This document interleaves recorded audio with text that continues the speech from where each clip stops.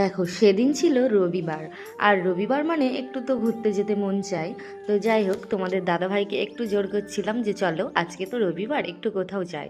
এমন টাইমে আমি বলেছি যে অনেকটা বেলা হয়ে গেছে, পুরো 2:30-3টে বাজে। এবার 3টের দিকে বলেছি মানে বার হতে তো রেডি হতে তো কমসে কম একটু সময় লাগবেই। আর মেয়েদের তো একটু সাজতে গুজতে সময় লাগেই। যাই হোক, একটু তাড়াতাড়ি রেডি হওয়ার চেষ্টা করছিলাম, আর রেডি হয়ে আমরা বেরিয়ে গেছি। আর এটা কোথায় এসেছি বলো তো? এটা হলো খড়িবাড়ি পার্ক। তারা যারা যাওনি তারা তো নিশ্চয়ই ভাবছো এ কেমন পার্ক, পার্ক না মেলা।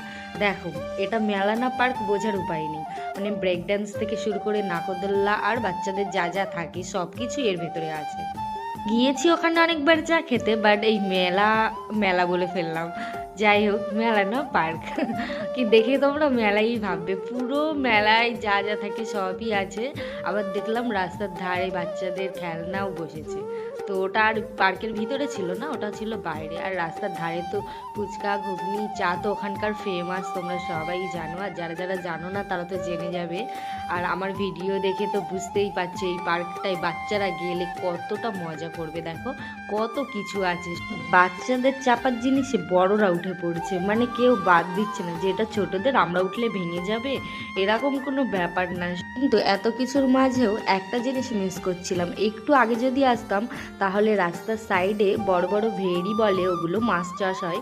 ওখানে তো মানে অনেক সুন্দর ফটো শ্যুট করা বলো, ভিডিও অনেক কিছু করা যেত। বাট সেগুলো তো কিছুই হলো না, ওর জন্য অ্যাকচুয়ালি এই পার্কে ঢুকেছিলাম। পার্কে কিন্তু এতবার গেছে আমি কখনোই ঢুকিনি, এই ফার্স্ট টাইম গিয়েছি। গিয়ে দেখলাম বেশ ভালোই জমজমাট ছিল।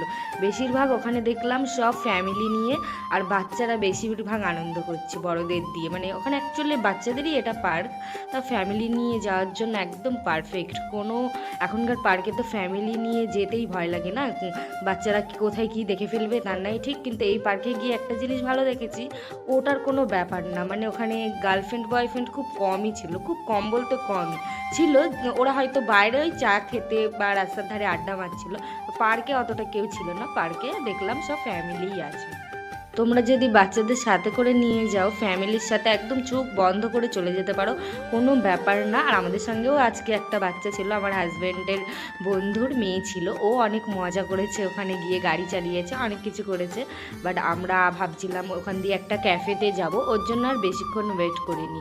আর এটা দেখেছো, ভাবছিলাম এতে আমি উঠে পড়ি, এত ভালো লাগছিল। ওরা ওরকম লাফাচ্ছিল, ওটা কি জাম্পিং বলে তাই তো?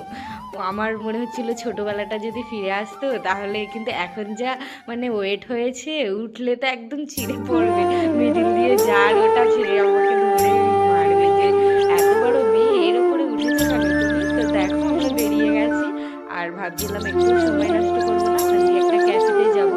তো ওটাও হলো না আমাদের যাওয়া, বাট অন্য সময় যাওয়ার চেষ্টা করবো।